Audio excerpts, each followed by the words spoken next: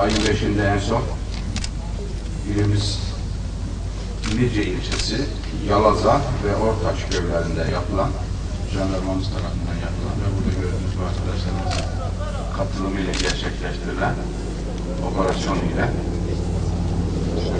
1,5 ton var, 2 ton toz esrar ele geçirilmiş ve bu maddelerin bir kısmını hepsi burada gördüğünüz gibi pislikler halinde çuvallar içerisinde sergiliyoruz. Bunu niçin yapıyoruz? Bunu bu illetten insanları uzak tutmak için, uyuşturucuyla mücadelede asıl olan piyasaya çıkmadan, bunu kullanıcı muhatabına ulaşmadan müdahale edip ve insana zarar vermeden imha etmesini sağlamaktır ki bugün de gene 3,5 tonluk bir uyuşturucuyu ele geçirip biraz sonra bununla ilgili işlem yaparak imha gerçekleştirilecektir. Bunun maddi değeri ne kadar?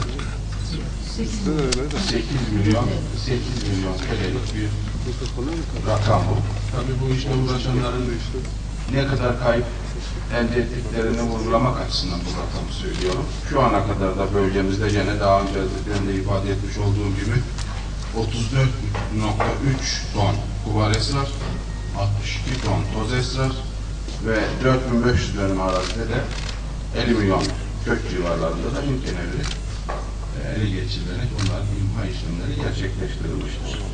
Bu rakamları da piyasa değerleriyle ifade edecek olursak 3 milyar TL'lik yani 3 katrilyonluk bir rakamın yakıldığı, imha edildiği, insana zarar verecek boyuta gelmeden önlendiğini burada söyleyebiliriz. Evet arkadaşlar, dediğim gibi biz insanımıza çok önem veriyoruz. İnsanlarımızdan, Diyarbakırlardan, kırsalda, merkezde, umma açık yerlerde, bulunduğumuz alanlarda yaptığımız temaslarda en çok istedikleri, bizden talep ettikleri konu bu. Uyuşturucuyla çok ciddi mücadele edilmesi taleplerine çok kulak veriyoruz. Onun için de bu talebi sonuna kadar onlarla birlikte engellemek için gayret göstereceğiz. Sedat.